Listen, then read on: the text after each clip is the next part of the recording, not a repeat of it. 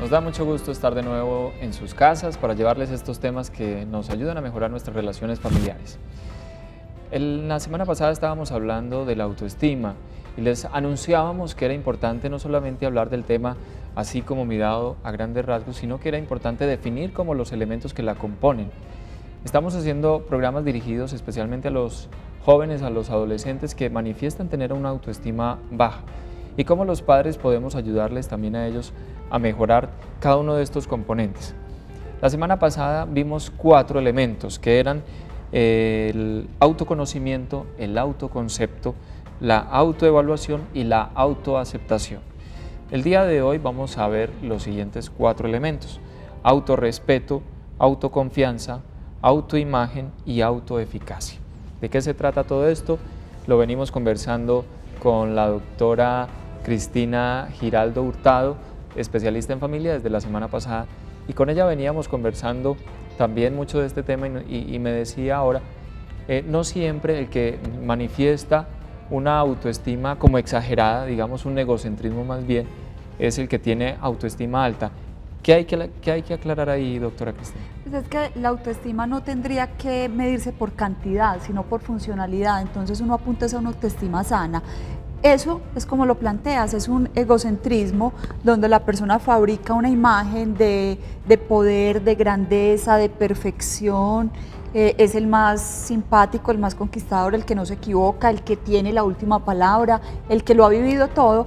Pero básicamente lo que hay de fondo precisamente es una autoestima muy bajita, muy lesionada. Entonces, generalmente estas personas son como, y espero que no suene muy fuerte el término, son como unas amebas que se están alimentando de los que tienen esa autoestima más lesionada para controlarlos, manipularlos y él sentirse más fuerte. Pero generalmente son personas que construyen una máscara de quienes finalmente no son. Es casi que un personaje lo que están transmitiendo, pero en el fondo son muy vulnerables, son personas con muy poca tolerancia a la frustración, personas con una gran incapacidad para tomar decisiones, para adaptarse a situaciones distintas y difíciles y que les cuesta mucho, por lo tanto, establecer unas relaciones armónicas familiares, laborales y afectivas, porque como te decía ahorita, es un personaje perfecto el que construyen y el que actúan, pero no son ellos. Varias cosas ahí, entonces ya no hablamos de autoestima alta o baja, sino más bien de autoestima sana o no conveniente. Sí, o lesionada, por decirlo de alguna manera. Muy bien, y lo otro que tú manifiestas es que tanto la persona que es como tímida, retraída, puede tener una autoestima baja, vulnerada, Sí. Y también la persona que tiene esos ademanes de superioridad y que minimiza al otro y que está utiliza como el chantaje, que la chantajea burla. al otro. Ambas personas podrían estar viviendo una falla en la autoestima. Sí, pero yo quisiera hacer la aclaración, la timidez y el ser callado no necesariamente son síntomas de una autoestima lesionada, son características de personalidad y uno encuentra personas que no son las más conversadoras, no son las más extrovertidas, pero tienen una estructura de personalidad muy sana, tienen una visión de ellos y de los demás muy sano, entonces uno hablaría ahí de una autoestima funcional. No necesariamente son personas retraídas o que se minimizan a sí mismos, sino que parte de sus habilidades sociales pues son distintas a las de muchas otras personas. ¿Qué hace que una persona tenga una autoestima lesionada? Pues todo lo que venimos diciendo desde la semana pasada. Una persona que no tiene un buen conocimiento de sí misma, que no tiene una buena aceptación de sí misma, que no hace una buena evaluación de sí misma. Todas esas cosas que estamos tratando de componer en nuestros programas para que ustedes lo pongan en práctica, es lo que va a hacer que tengamos una autoestima sana. El siguiente elemento, el primero de nuestro programa el día de hoy, es el autorrespeto. Veamos de qué se trata.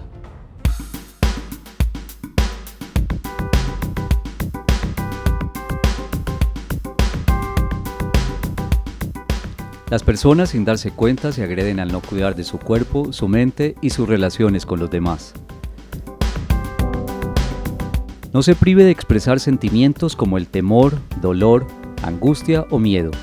Reconocerlos significa que usted es sensible y que tiene ternura en su corazón. Conozca, aprenda, comprenda. El universo entero necesita que usted se atreva a descubrirlo para comprenderlo e interrelacionarse mejor con él, para sacarle el mejor provecho a su existencia. Bueno, y este es un elemento muy importante, Cristina, que es autorrespetarnos, que tiene que ver también con la forma como manifestamos nuestros sentimientos, la forma como valoramos nuestro cuerpo y la manera como nos relacionamos con los demás, como como les permitimos a ellos hacer o no hacer con lo que somos nosotros mismos. Autorrespetarnos. El autorrespeto es una consecuencia casi que del autoconocimiento. Decíamos en el programa pasado que el autoconocimiento es saber quién soy y cómo soy. El autorrespeto es tener muy claro eso que yo soy para poner límites a los demás y conmigo misma. Entonces yo identifico cuáles son mis miedos, mis situaciones incómodas, lo que me duele, lo que me molesta, lo que me gratifica, y de alguna manera ese autorrespeto apunta a que en mis relaciones y en mi quehacer yo busco la protección de eso.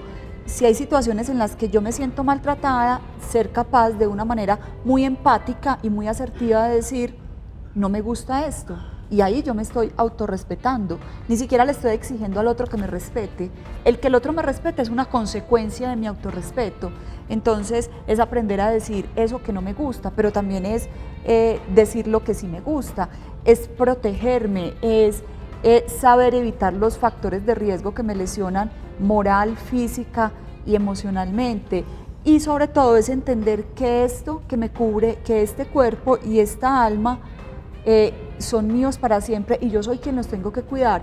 Es muy importante en los discursos de crianza en la familia, desde pequeñitos, empezar a trabajar el autorrespeto, sobre todo en una sociedad donde la sexualidad y el cuerpo femenino se están viendo de una forma ya no muy valorativa, sino más comercial y más desde el placer sin límites. Entonces es empezar a trabajar un poquito eso. Con los niños, cuando trabajamos autorrespeto, básicamente estamos previniendo el abuso sexual. Exacto. Entre otras cosas, pues. El autorrespeto implica que si yo sé que fumar me hace daño, simplemente no fumo, porque este cuerpo lo estoy respetando y lo estoy cuidando. Que si yo sé que el consumo de sustancias psicoactivas me daña de forma integral a mí y a mi familia, pues entonces simplemente no adquiero algo que no me está haciendo falta. El autorrespeto es saber que si tengo gastritis, como a las horas exactas, que si soy hipertenso, no me expongo a factores de riesgo como el licor, como las grasas, que eso de alguna manera daña lo que soy. Entonces es ponerme límites yo misma, decir cuál es mi dignidad, mi condición humana. Yo diría que esa es la palabra clave, exacto. Dignidad. No solamente saber que tenemos derechos, sino que tenemos dignidad. Exacto. Entonces respetarnos es saber que somos valiosos, que nuestro cuerpo es valioso, que nuestra mente es valiosa, que nuestra moral es valiosa y la vamos a proteger. No es generar una barrera con los otros, sino como tú dices, si yo me respeto, los otros van a ver ese reflejo también y lógicamente me van a respetar también. Y es establecer básicamente relaciones en donde yo me sienta digna, como esposa, como mamá, como amiga, como empleada. Cuando yo me siento digna, me estoy respetando. Exacto. ¿Qué pasa con muchas esposas, mujeres casadas que tienen la autoestima baja?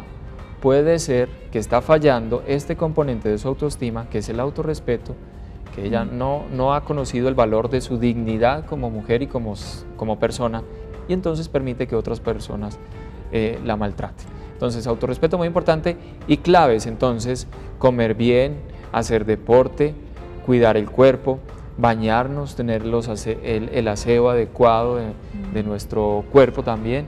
Hay muchas cosas para hacer referente al autorrespeto.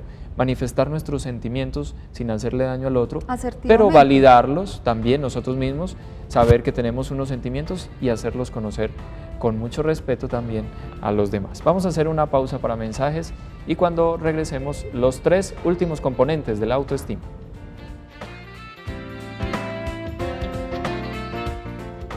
Muy bien, llevamos un elemento el día de hoy, componente de la autoestima, de 8 que venimos trabajando desde la semana pasada. Viene uno que me parece muy definitivo, que es la autoconfianza. Vamos a ver de qué se trata en esta nota y ya les contamos.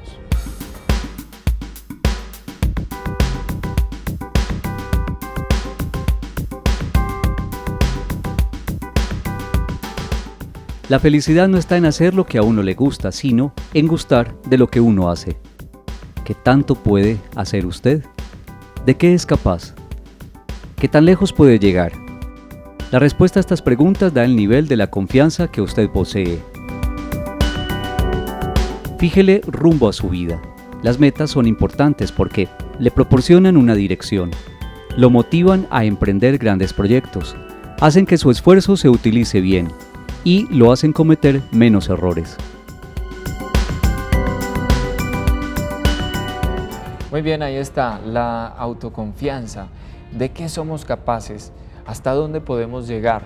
Si nosotros le damos respuesta a esas preguntas, vamos a tener como el resultado de qué tan sana es también nuestra autoconfianza. Exacto. Yo no le puedo dar a los demás lo que yo misma no tengo. Entonces yo no puedo creer en el otro si no creo en mí. Yo no puedo confiar en la otra persona si no confío en mí. Y es ahí muy importante la proyección, retarme todos los días, ponerme a prueba y saber que yo siempre puedo dar más. Pero acá también ser muy objetivos, Alejandro, y creo que en el programa pasado lo mencionábamos.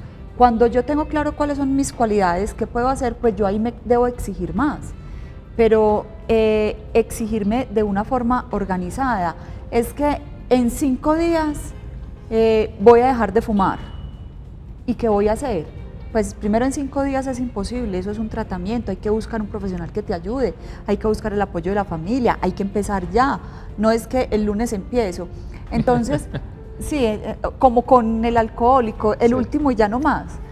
Entonces es también organizarse, esa autoconfianza implica que te sientes fuerte también para lo nuevo. Te sientes creativo para ensayar nuevas opciones, para resolver los conflictos de manera diferente. Te sientes creativo en la expresión de tus afectos. Esa autoconfianza implica que eres capaz de expresarte de una forma libre. Tenemos muchas personas en nuestra sociedad que les da pena dar un abrazo, que les da pena dar un beso, pero no es pena del otro, es cómo me voy a sentir yo en el contacto con el otro. Entonces, la autoconfianza es proyectar mi seguridad y mi tranquilidad, porque lo que estoy haciendo, si sale de mí, es bueno, porque tengo que confiar primero en lo mío. Y lo otro es, en lo que no hago tan bien, bueno, es que yo siento que hablar con personas extrañas me cuesta, entonces no sé si trabajando como recepcionista me vaya a ir bien. Yo ahí tengo que ser muy objetiva, porque si se me va a convertir en un motivo de estrés, yo no estoy enfrentando esa debilidad, por el contrario, estoy creando nuevas angustias que me van a debilitar más. Entonces es empezar gradualmente a enfrentar esas cosas que me producen temor, pero que cuando las venza me voy a dar cuenta de que fui capaz. Básicamente la autoconfianza es de una manera realista, sentir que yo soy capaz de muchas cosas, sola o con la ayuda de otras personas. Y es que si uno no confía en uno mismo, entonces, ¿quién? O sea, si la confianza en uno mismo depende del jefe, por ejemplo, de lo que el jefe pueda confiar en ti, esa confianza se puede estar vulnerada muy fácilmente. Yo me miro y digo, ¿de qué soy capaz? Pero entonces además le pongo fechas, me trazo metas y le pongo fechas y hago un cronograma y tareas y voy a luchar por esto y lo voy a hacer, lógicamente, como tú dices y como lo venimos diciendo desde el comienzo, con realismo, pero hay que hacerlo y hay que tener confianza en nosotros. Muchas empresas no se crean con muy buenas ideas que tienen las personas porque no confiaron esas personas en sus capacidades. Todas esas ideas que tenemos por dentro, yo quiero hacer mi propia empresa, ¿por qué no? ¿Y por qué no arrancas? ¿Y por qué tantas personas que de pronto no tenían muchos estudios o muchas condiciones lo lograron? Hay una cosa y tú puedes hacerlo, y es muy importante como esa credibilidad. Hay una cosa muy linda que dicen que tenemos todas las mamás, pero yo pienso que la tenemos todos, y es la intuición. Muchas veces nos hemos quedado callados y el que está al lado dice exactamente lo que yo pensé y fue maravilloso. Hay una etapa de la vida donde la autoconfianza es muy frágil y es la adolescencia.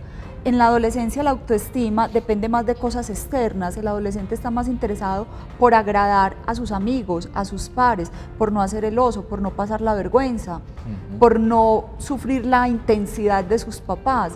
Entonces acá es muy importante que los padres trabajen con el adolescente básicamente esa autoconfianza, porque es una etapa de altísimo riesgo, sobre todo para el consumo de sustancias psicoactivas y el manejo de la sexualidad. Es una etapa muy frágil en cuanto a la autoconfianza, donde el adolescente tiene que entender que está creciendo, que está cambiando, y que muchas de las cosas que va a vivir le van a producir pena, rabia, frustración, pero que parte del crecimiento para madurar y ser un adulto es empezar a enfrentar y a manejar esos sentimientos que lo atemorizan. Autorrespeto, autoconfianza, y hay un elemento muy clave mirando la autoestima, que es nuestro propósito general, la autoimagen.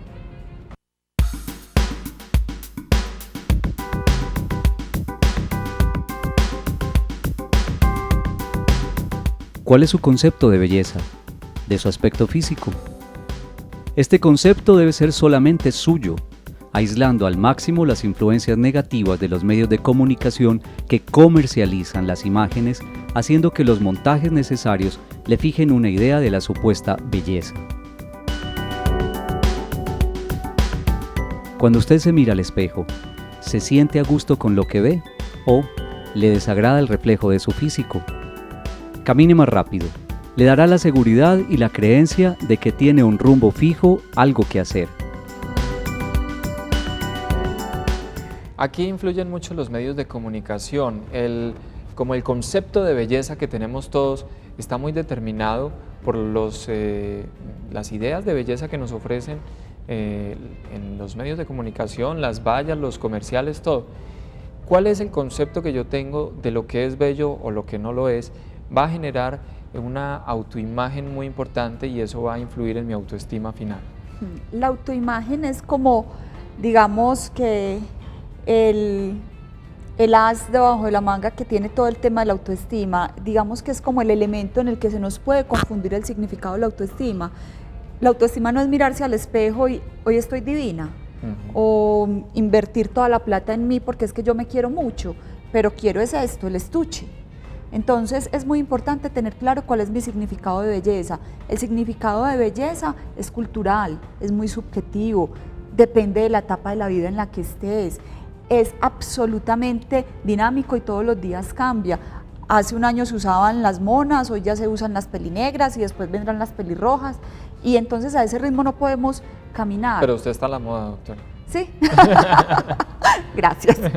Entonces es como entender que esa autoimagen depende de lo que yo construyo, de lo que a mí me hace sentir cómoda, no de lo que me están diciendo los de afuera, porque es que yo no le puedo dar gusto al resto de 500 millones de habitantes que hay en el universo, por decirlo de alguna manera. Me tengo que dar gusto a mí, tengo que mirarme al espejo y sentir que eso que está ahí reflejado me gusta, no solamente porque físicamente hay rasgos bonitos o agradables, sino porque lo que yo proyecto también me hace sentir valiosa, porque soy capaz de resolver problemas, porque soy creativa, porque soy capaz de entablar relaciones con los demás, porque tengo un buen desempeño laboral, porque soy responsable. Casi que esos elementos son lo que alimentan lo que yo físicamente veo. Por ejemplo, en el caso de las personas que tienen trastornos alimenticios, cuando uno los tiene en terapia, son personas extremadamente delgadas y ellos se ven gordos, se ven a un espejo completamente obesos, hay una distorsión de esa imagen. Entonces es muy importante que esa autoimagen esté más influenciada por lo que hay aquí adentro que por el estuche. Obviamente el estuche también hay que cuidarlo y mucho. No, y nosotros hacemos a veces mucho énfasis en los defectos que tenemos físicos. Entonces siempre estamos mirando el lunar que no nos gusta en nosotros. ¿Por qué no miramos más bien las cosas bonitas que tenemos en el cuerpo? A mí me encantaba Celia Cruz porque yo no sé qué tenía Celia Cruz, que no era para nada hermosa, pero ella manifestaba lo que yo diría una autoestima sana. Una mujer que se aceptaba como era, que se quería como era y que sabía lo bello que tenía, que era una voz hermosísima. Esa era su belleza. Entonces, ¿Por qué nos quedamos nosotros simplemente en el dedito que tenemos torcido o en el ojo que de pronto no ve bien? No, algo debemos tener que es maravilloso y que será agradable para los demás. El último concepto antes de que nos vamos, la autoeficacia.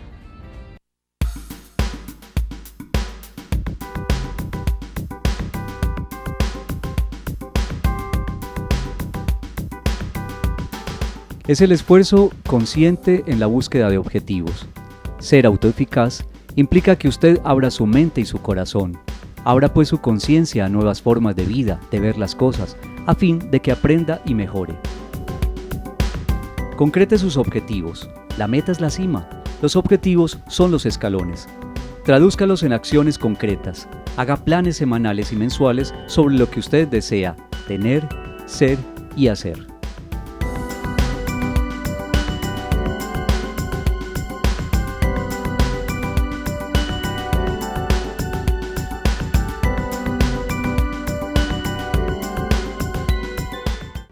Bueno, y finalmente la autoeficacia, podríamos allá hablar de autoefectividad, pero digamos autoeficacia, que es la capacidad de hacer las cosas bien. Sí, y aquí introduzcamos un término muy administrativo que es la planeación. Yo tengo que planear lo que quiero hacer con mi vida, el proyecto de vida, y lo tengo que evaluar y lo tengo que replantear y lo tengo que hacer acorde con mis necesidades, con mis deseos y con mis posibilidades. Entonces es evaluar lo que hago y cómo lo hago en qué momento lo hago, qué tan pertinente es y para qué me sirve lo que hago. Y con esos objetivos que logré, cómo voy a alimentar mi vida. Básicamente esto es un proceso de planeación que a mí me permite tener control de quién soy. Entonces buscar objetivos y tratar de hacerlos bien con una adecuada planeación. Ahí están, esos son en resumen los 8 elementos. Autoconocimiento, desde el programa anterior, autoconocimiento, autoconcepto, autoevaluación, autoaceptación, autorrespeto, autoconfianza, autoimagen y autoeficacia. Si tenemos esto, vamos a lograr una autoestima sana. No hablamos ya de autoestima alta, habíamos dicho, sino una autoestima sana. Muchas palabras, no sé, yo creo que es cuestión de sentarnos un poco y empezar a evaluar cada uno de estos aspectos y podemos mejorar mucho en nuestra vida y en la vida de nuestros hijos. Doctora Cristina, muchas gracias por acompañarnos. Gracias, Alejandro. Nosotros seguiremos mirando qué temas nos van a servir para mejorar el hogar. Muchas gracias y hasta pronto.